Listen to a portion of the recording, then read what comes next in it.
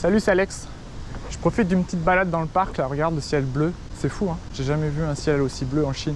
Dans un petit parc au milieu des gratte-ciels, j'ai jamais vu un ciel aussi bleu. Donc ce que je te propose, c'est de visiter un petit peu ce petit parc, il est joli. Et je vais répondre aussi à une question qu'on m'a posée récemment. Là, c'est Christophe qui me demandait si pour un retraité français, c'était facile ou pas de s'installer en Chine. Alors tu as de la chance, Christophe, parce que j'ai eu la chance, moi, quand j'étudiais notamment dans le Yunnan, de rencontrer beaucoup de retraités français qui avaient choisi de s'installer là-bas pour leur retraite, parce que c'est vrai que c'est une région très sympa, le climat est cool, les gens sont gentils, la bouffe est top, et puis surtout c'est une région super pour voyager. Ça je t'en parlerai un petit peu à la fin de cette capsule si jamais ça t'intéresse, ou si jamais tu sais pas trop quelle région choisir, je te parlerai de quelques régions qui peuvent être cool pour la retraite. Mais c'est vrai que c'est une bonne question, parce que c'est vrai qu'en Chine, comme tu le sais, en Chine on ne peut pas venir comme ça passer sa retraite en mode tranquillou, il faut forcément un visa, et c'est ça qui va te poser souci en fait, c'est le visa. Quel visa choisir pour passer sa retraite en Chine, sachant que la Chine a une politique d'immigration qui est assez stricte, hein. Tu ne peux pas venir faire ce que tu veux, même pour les travailleurs ou pour les étudiants, tu vois, il faut forcément un visa. Donc je vais te donner les deux solutions que j'ai vues pour les retraités, parce que j'en ai déjà vu pas mal, quand je te disais, quand j'étais à Kunming. Mais surtout, il faut savoir que j'ai pas mal aussi de retraités dans mes étudiants. Moi, c'est une de mes catégories qui est très représentée chez Chinois Tips. Comme tu le sais, j'ai une petite école de chinois en ligne, dans laquelle je t'apprends comment faire pour progresser, que ce soit à l'oral ou à l'écrit. Et il se trouve que cette école est très appréciée, notamment des retraités, parce que ça permet de progresser comme ça en autodidacte sur tous les aspects de la langue.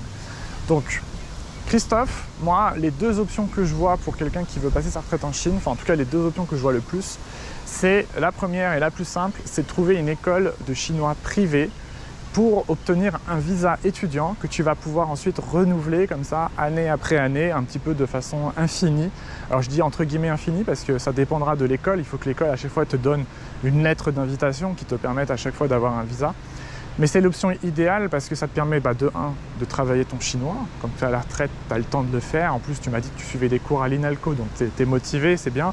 Donc là, tu seras directement en Chine. Tu vois, c'est des petits cours en petits groupes. Moi, c'est ce que j'avais fait, qui durent 2-3 heures à peu près. Tu fais ça le matin et puis après, tu as l'après-midi de libre. Et c'est pour ça que les retraités, ils aiment beaucoup cette formule parce que ça te donne beaucoup de liberté après. Tu peux faire ce que tu veux, contrairement à des cours à la fac, où tu vois, à la fac, tu as des cours toute la journée, puis tu as des examens à préparer, puis c'est pas la même ambiance non plus. Dans la fac, c'est surtout des jeunes, alors que dans les écoles privées, comme là où j'étais à Kunming, c'est beaucoup de retraités aussi, tu vois. Ils utilisent cette méthode-là pour pouvoir passer leur retraite en Chine, enfin du moins une partie de l'année. Donc c'est super pratique, ça te permet d'avoir des cours, ça te permet de progresser sur la langue, ça te permet aussi de connecter plus facilement avec les gens, puisque à travers l'école, tu as accès à un petit réseau quand même, donc c'est super si jamais tu veux rencontrer des locaux. Par contre, tu vas devoir chaque année du coup repayer les frais de scolarité. Alors après, c'est négociable évidemment. Pour une école, c'est très intéressant d'avoir un étudiant retraité parce qu'ils savent qu'ils vont pouvoir à chaque fois te remettre un an derrière. Donc c'est super avantageux pour eux, ils vont te faire un prix évidemment, mais ça reste quand même, tu vois, des frais supplémentaires. Et surtout, numéro 2, le point négatif, c'est que tu ne vas pas pouvoir bouger autant que tu veux. C'est-à-dire que tu es dépendant de l'école. Il va falloir que tu restes au début dans la ville où tu te trouves, déjà pour suivre tes cours, mais surtout parce que l'école est responsable de toi en fait. Donc elle doit savoir en permanence où tu te trouves. Si jamais il y a un contrôle de la part du service des visas ou quoi, ils doivent être en mesure de dire où sont leurs étudiants. Tu ne peux pas partir en vadrouille comme ça pendant plusieurs mois en mode c'est bon, les cours je m'en fous, tu vois. Mais bon, pour moi, en tout cas, pour la plupart des retraités que j'ai vus quand j'étais à Kunming, ils jouaient vraiment le jeu et ça se passait super bien, hein, que ce soit pour eux, mais aussi pour l'école. Comme je te dis, ça leur fait des étudiants qui sont récurrents, c'est quand même pas rien, quoi. Quand tu es une école de chinois, d'avoir des étudiants qui re-signent chaque année, c'est quand même plus simple que d'en trouver des nouveaux. Donc ça, c'est vraiment la méthode que je te recommande.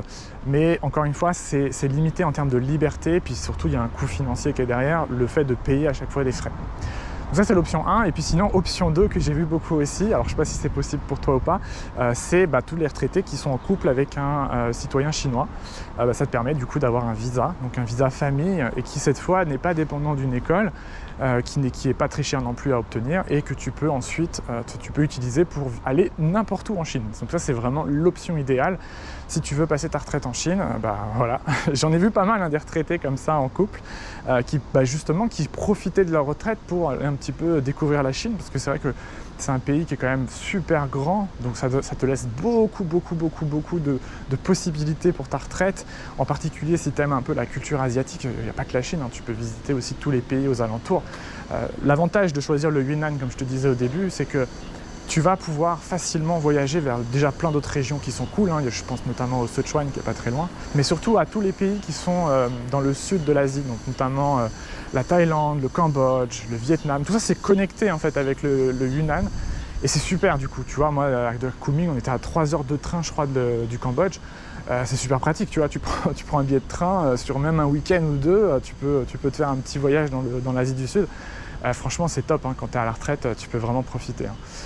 Voilà, écoute, je te laisse devant ce joli panneau de propagande. Il faudra qu'on se l'analyse un jour, celui-là. Il est marrant à faire. En plus, il y a plein de mots qui sont utiles à connaître.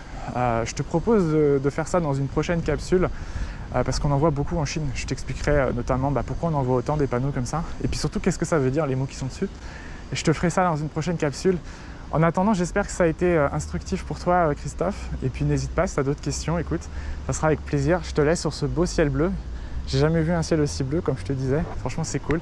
On respire bien. Pour tous ceux qui disent que la Chine, tu vois, c'est pollué, là, ils peuvent rien dire, hein. Franchement, il n'y a aucune pollution. Salut à toi!